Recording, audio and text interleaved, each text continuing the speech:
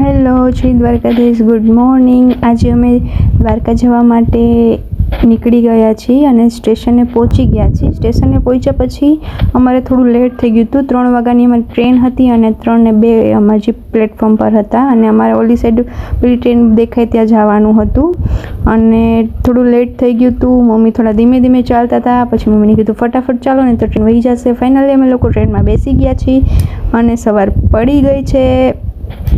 મસ્ત મજાનું વાતાવરણ બી છે, જ્યાં વરસાદની થોડા છાંટા આવી રહ્યા છે અને મસ્ત મજાનો માહોલ છે। મસ્ત ઠંડી ઠંડી હવા આવે છે અને મસ્ત કહેવાય ને કે ધુમ્મસ જેવું વાતાવરણ હતું અને મને ટ્રેનમાં છે ને બારી પાસે બેસવું વધારે ગમે છે, તો હું બારી પાસે બેઠી હતી। ફાઇનલી અમે દ્વારકા પહોંચી ગયા છીએ।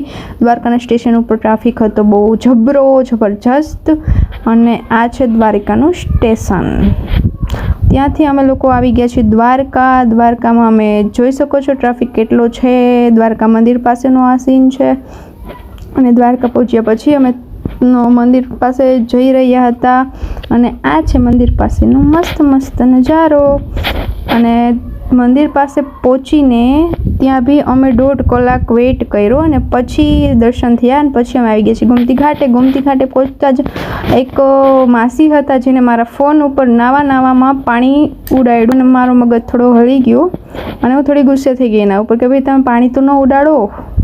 પછી મારા મમ્મીને બી નાહવું હતું તો એ બી નાહી આવ્યા અને કહેવાય ને કે ગોમતી ઘાટે નાહી તો જ પેલું કહેવાય કે દ્વારકા ગયા હતા। તો મારા મમ્મી નાહ્યા, પછી એને નાખ્યું માછલીને લોટ। ત્યાં કેટલી બધી માછલી હતી, બહુ બધી છે, જો તમે જોઈ શકો છો। પછી મારા મમ્મીને મારા પપ્પાને બહુ એવું બધું ગમે એટલે એ મસ્ત માછલીને લોટ નાખીને દ્વારકાધીશના અમે દર્શન કર્યા અને પછી મસ્ત અમે લોકો થાક્યા હતા કે વાત ન પૂછો। એટલે ફરી પાછા અમે લોકો ટ્રેનમાં બેસી ગયા અને ઘરે આવવા માટે અમે નીકળ્યા ત્યારે મારા મમ્મીને થોડી ગરમી ચડી ગઈ હતી તો એ બધા ઉપર ગુસ્સો કરતા હતા અને મારા મમ્મી ફોન સામે આવે એટલે એકદમ ચૂપ થઈ જાય છે અને ફોન થોડોક દૂર થાય એટલે એ ગુસ્સે થવાનું મૂકતા નથી। થોડી વાર પછી એને હસવું બી આવશે, થોડી વારમાં એ ગુસ્સે બી થઈ જશે। આવું મમ્મી કોની પાસે છે મસ્ત પ્યારા કમેન્ટ કરજો। બાય બાય, જય Shri Krishna. Thank you for watching my vlog.